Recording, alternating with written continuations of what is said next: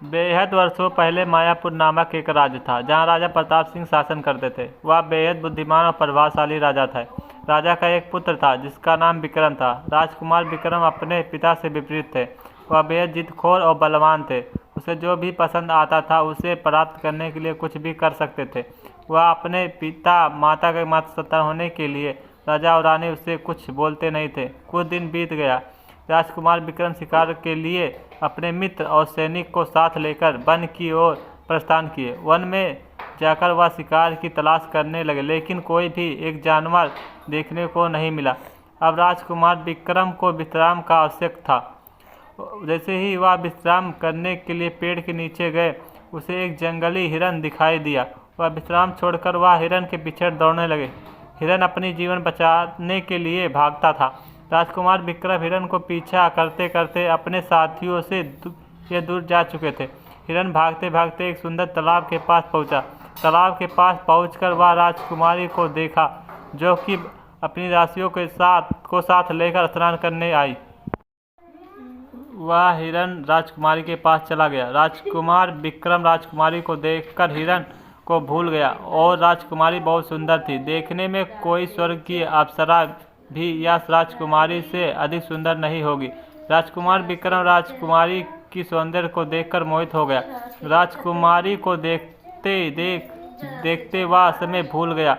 वह यह भी भूल गया कि वह कहाँ है, और कुछ समय बाद राजकुमारी स्नान कार्य समाप्त करके अपनी दासियों को साथ लेकर राजमहल चल गया। राजकुमारी जाने के बाद राजकुमार विक्रम उसकी जाने का रास्ता देखने लगा। इतने समय हो गया, लेकिन राजकुमार विक्रम का कोई भी ठिकाना नहीं था। इसलिए राजकुमार का सैन्य उसे खोजने आया। तालाब के पास जाकर वह राजकुमार विक्रम को इसी अवस्था में पाया। यह देखकर राजकुमार को उसका दोस्त ने पूछा, क्या हुआ राजकुमार, आप यहाँ इसी तरह क्यों हैं? यह सुनकर राजकुमार विक्रम राजकुमारी के बारे में सब कुछ बताया। उसका मित्र ने कहा, यह हिमालय की राजकुमारी चित्रलेखा है। वह सिर्फ सुंदर नहीं बल्कि बेहद गुणवती, दयालु, दानी और रूपवती भी है। अगर आप इस राजकुमारी को विवाह करेंगे तो तुम्हें और चीज़ की आवश्यकता नहीं है पड़ेगा। यह सुनकर राजकुमार विक्रम बेहद प्रसन्न हुआ। उसके बाद वह अपने मित्रों को साथ लेकर राजमहल की ओर प्रस्थान किया। राजमहल में प्रवेश करने के बाद वह रानी के पास गया। वह रानी को राजकुमारी चित्रलेखा के बारे में सब कुछ बताया। यह सुनकर रानी ने कहा, तुम्हारे पिताजी आज राजमहल में नहीं हैं। वह किसी काम के लिए दूसरे राज्य में गए हैं। वह कल राजमहल लौटे, उसके बाद तुम उसे और राजकुमारी के बारे में बताना। यह सुनकर राजकुमार विक्रम अपने कक्षा में चला आया। उसे और कुछ संतुष्ट कर नहीं पाया रहा था। वह सिर्फ राजकुमारी के बारे में ही सोचता था। राजकुमार की यह दशा देखकर दासियाँ उस कक्षा में खाना ले आए, लेकिन वह भोजन राजकुमार को शांति नहीं दे पा रहा था। उन्हें सिर्फ राजकुमारी ही चाहिए। वह रात भर सो नहीं पा रहा था। जैसे ही सुबह हुआ, वह स्नान आदि कार्य समाप्त करने अपने पिता की प्रतीक्षा करने लगा। राजा प्रताप सिंह दूसरे राज्य में कार्य समाप्त करके लौट। राजकुमार विक्रम अपने पिता की कुशल समाचार पूछने के बजाय वह राजकुमारी चित्रलेखा के बारे में बताया। यह सुनकर राजा प्रताप सिंह खुश हुए। उन्हें लगा, अगर राजकुमार किसी राजकुमारी को पसंद किया है तो यह अवश्य खुशी की बात है। विवाह करने से शायद राजकुमार का मन परिवर्तन होगा और यह राजसभा कर वन की ओर प्रस्थान करूंगा। यह सुनकर वह राजकुमार को वचन दिया कि वह उसकी विवाह अवश्य करेगा। राजा प्रताप सिंह ने हिमालय राज्य को पत्र लिखा, जहाँ लिखा था, प्रिय हिमालय की राज, मेरे पुत्र राजकुमार विक्रम एक दिन शिकार करने गए थे। वह आपकी कन्या राजकुमारी चित्रलेखा को देखकर विवाह करने की इच्छा जताई। अगर यह विवाह होगा तो दोनों राज्यों में एक गहरा संपर्क अपना होगा। यह पत्र लेकर एक दूत राजमहल से निकला और हिमालय की राज दरबार में प्रवेश हुआ। मायापुर राज्य में से दूत राज संदेश लेकर आया।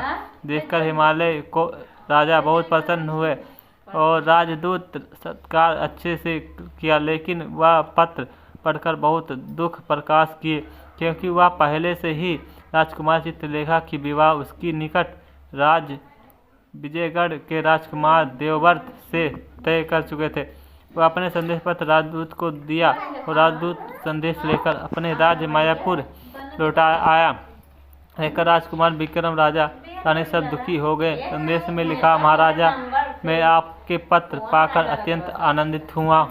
आपके विवाह प्रस्ताव बेहद खुशी की बात है, लेकिन मैं बेहद दुखी हूँ कि मैं आपके यह प्रस्ताव को ग्रहण नहीं कर पाऊँगा। कुछ दिन पहले मेरे कन्या राजकुमारी चित्रलेखा की विवाह विजयगढ़ के राजकुमार देवव्रत से निश्चित किया गया है। मैं मेरा वचन नहीं टाल सकता, इसलिए आप मुझे माफ़ कर देना। 2 दिन बाद राजकुमारी की शादी है।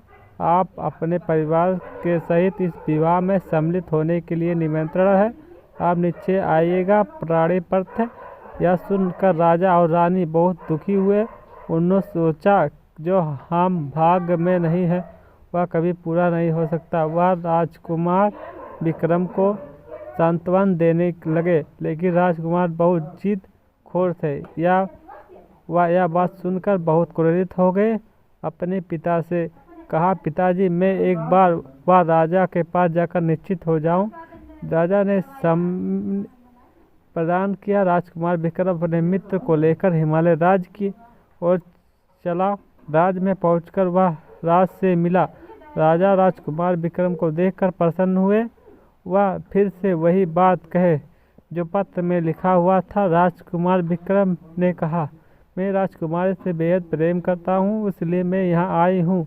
अगर आप इसी विवाह को सम्मति प्रदान नहीं करेंगे तो मैं राजकुमारी को बलपूर्वक यहाँ से ले जाऊँगा। इस वक्त राजकुमारी चित्रलेखा वहाँ आई। राजकुमारी को देखकर राजकुमार विक्रम उसके पास गया और विवाह का आमंत्रण दिया, लेकिन राजकुमारी यह बात को नज़रअंदाज किया, क्योंकि वह राजकुमार देवव्रत को प्रेम करती थी। यह बात राजकुमार विक्रम को स्वीकार नहीं था। वह अपने तलवारी लेकर आया और राजा को मारने की कोशिश की। राजकुमारी को भी युद्ध विद्या आती थी। वह इसी समय अपनी पिता का रक्षा करने के लिए तलवार उठाई। यह देखकर राजकुमार विक्रम आश्चर्य हो गया। हिमालय राज्य में सैन्य था और राजकुमार एकल था, इसलिए वह परास्त हो गया। वह अपने मित्रों के साथ पलायन किया जाते वक्त कह रहा था कि मैं तुम्हें नहीं छोड़ूंगा, मैं तुम्हारे राज्य और राजकुमारी को नष्ट कर दूंगा। राजकुमार विक्रम परास्त होकर एक जंगल में पहुंचा। उसका साथ उसकी मित्र था। वह दोनों वहां राजकुमारी को बंदी बनाने का उपाय सोच रहे थे। उसका मित्र ने कहा, तुम्हारे पिता यह बात सुनकर कभी भी आक्रमण करने को नहीं चाहेंगे। अगर हम तुम्हारे राज्य में गए तो हो सके हमें राजकुमारी माफ़ी मांगनी होगी, लेकिन हमें प्रतिशोध चाहिए। मैं एक तांत्रिक को जानता हूँ जो हमारे सहायता कर सकते हैं। उस तांत्रिक की सहायता से हम हमारा प्रतिशोध ले सकते हैं। यह बात राजकुमार विक्रम को पसंद आया। वह उसी समय तांत्रिक के पास जाने लगा। तांत्रिक ने जंगल के अंदर एक गुफा में रहता था, इसलिए राजकुमार विक्रम ने जंगल की ओर कुछ घंटे की यात्रा के बाद वह उस तांत्रिक के रहने वाली गुफा के पास पहुँचे। इसके बाद उन्होंने गुफा के अंदर प्रवेश किया। गुफा बहुत भयावह। इसके साथ वो गुफा के अंदर तांत्रिक का मंत्र सुनाई दे रहा था। राजकुमार ने सीधा तांत्रिक के पास गए और उसको सारे बात कहे, पर इस बार तांत्रिक ने एक बड़ा यज्ञ किया। मंत्र शक्ति से वह एक सोने का पिंजरा राजकुमार को दिया और बोला, राजकुमार विक्रम, यह एक जादुई पिंजरा है। इस पिंजरा के सहायता से तुम अपनी प्रतिशोध पूरा कर सकते हो। तुम्हें अब कोई नहीं हरा सकता। अगर तुम्हारा प्रतिशोध लेने वक्त यह पिंजरा के अंदर किसी की मौत हो जाती है तो यह सबसे बड़ा भयानक होगा, इसलिए तुम्हें यह ध्यान देना चाहिए। तांत्रिक को प्रणाम करके राजकुमार विक्रम और उसका मित्र हिमालय राज्य की ओर चले। वहाँ राजकुमारी चित्रलेखा की विवाह हो रही थी। राजकुमार विक्रम और उसका मित्र हिमालय राज्य की ओर बढ़ते गए। विवाह की तैयारी पूरी हो चुकी थी। चारों ओर खुशियों का माहौल था। राजकुमारी चित्रलेखा और राजकुमार देवव्रत का विवाह समारोह बड़े धूमधाम से संपन्न हो रहा था। राजकुमार विक्रम गुप्त रूप से समारोह को देख रहा था और उसकी आंखों में क्रोध की ज्वाला जल रही थी। जैसे ही विवाह संपन्न हुआ और सभी मेहमान भोजन और अन्य रस्मों में व्यस्त हो गए, राजकुमार विक्रम ने अपने मित्र के साथ राजमहल के अंदर प्रवेश किया और वह जादुई पिंजरा अपने हाथ में लिए हुए उसके चेहरे पर क्रोध प्रतिशोध की भावना साफ झलक रही थी। राजकुमार विक्रम ने तांत्रिक द्वारा दिए गए पिंजरे की शक्ति का उपयोग करना शुरू किया। उसने मंत्र पढ़ते हुए पिंजरे को खोला और धीरे धीरे एक गहरी भयावह शक्ति उस पिंजरे से निकल कर पूरे महल में फैलने लगी। एक काले धुएं ने पूरे माहौल को डरावना बना दिया। सभी लोग डर और घबराहट में इधर उधर भागने लगे। तभी राजकुमारी चित्रलेखा और राजकुमार देवर्षि वहां पहुंचे। चित्रलेखा ने तुरंत अपनी तलवार निकाली और विक्रम को रोकने का प्रयास किया, लेकिन जादुई पिंजरे की शक्ति के आगे उनकी तलवार के साबित हुआ। विक्रम ने कहा, तुमने मेरे प्रेम को ठुकराया और मेरा अपमान किया। अब राज और तुम्हारा जीवन दोनों में क्रोध की भेंट चढ़। राजकुमार विक्रम ने जैसे ही जादुई पिंजरे को सक्रिय किया, काले धुएं का गुब्बारा पूरे महल में फैल गया। सभी लोग धुएं से घबरा गए और अजीब सी भयावह ऊर्जा कमरे में भर गई। राजकुमारी चित्रलेखा ने तुरंत ही अपनी तलवार निकाली और विक्रम को चुनौती देते हुए कहा, अगर तुम में साहस है तो सामने से लड़ो। इस तरह जादुई का सहारा लेकर तुम कभी विजय नहीं हो सकते। राजकुमार विक्रम ने पिंजरे की शक्ति और बढ़ हुआ कहा, तुम समझ नहीं रही चित्रलेखा, मैं तुम्हें किसी भी हाल में पाना चाहता हूँ, चाहे इसके लिए मुझे पूरी दुनिया के खिलाफ जाना पड़े। चित्रलेखा ने अपनी तलवार से पिंजरे की ओर वार किया, लेकिन यह पिंजरा साधारण नहीं था। जैसे ही तलवार पिंजरे को छूती, एक तेज ध्वनि साथ तलवार दूर जा गिरती है। चित्रलेखा को लगा कि जादुई पिंजरे को केवल शारीरिक शक्ति नहीं बल्कि किसी खास तरीके से ही तोड़ा जा सकता है।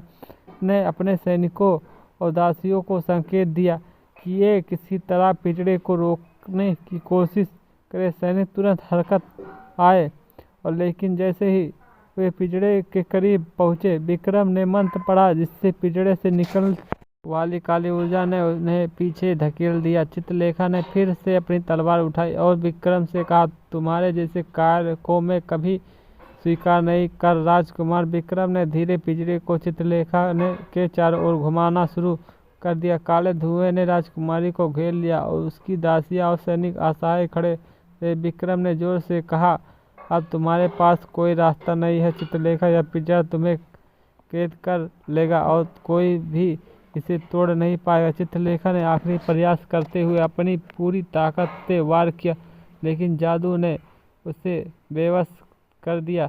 कुछ ही लक्षणों में वह पिंजरे में बंद हो गई। विक्रम की आंखों में जीत की चमक थी। उसने अपने मित्र की ओर देखा और कहा, अब यह राजकुमारी मेरी है, मैं इसे अपने राज मायापुर ले जाऊंगा। यह कहकर वह अपने साथ राजकुमारी को बनाकर मायापुर ले गया। राजकुमार देवर्षि अभी बेहोश पड़े थे। जब उसकी होश आया, राजकुमार चित्रलेखा को कहीं नहीं पाया।